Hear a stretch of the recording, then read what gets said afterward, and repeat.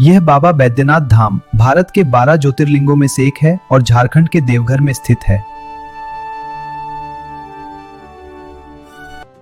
इसे कामना लिंग भी कहा जाता है क्योंकि यहाँ भक्तों की मनोकामनाएं पूरी होने की मान्यता है। त्रेता युग में लंका के राजा रावण, जो दशानन के नाम से भी प्रसिद्ध थे, भगवान शिव के परम भक्त थे।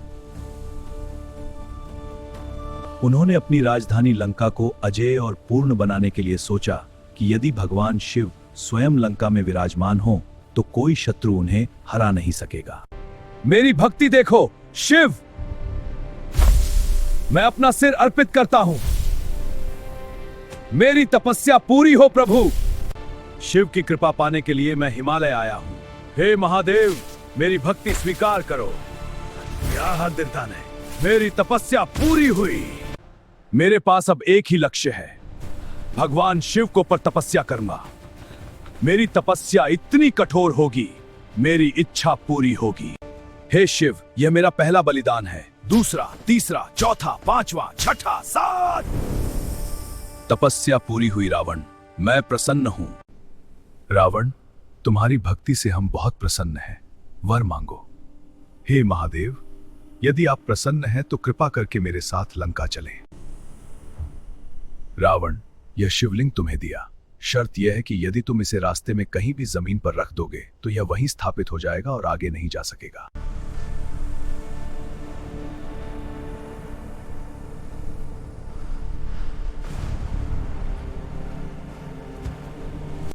रावण ने शिवलिंग को उठाकर लंका की ओर प्रस्थान किया। देवताओं को यह बात अच्छी नहीं लगी क्योंकि यदि शिव लंका चले गए तो राक्षसों की शक्ति बहुत बढ़ जाएगी। इसलिए भगवान विष्णु ने एक ग्वाले चरवाहे का रूप धारण किया। अरे ग्वाले रुको, मुझे लघु शंका की आवश्यकता है। यह शिवलिंग थामो। हाँ महाराज, मैं इसे संभालता हूँ, आप जाएं। यदि बहुत देर तक थामेगा तो हाथ जल जाएगा। इसे जमीन पर रख देता हूँ। यहाँ ठीक है।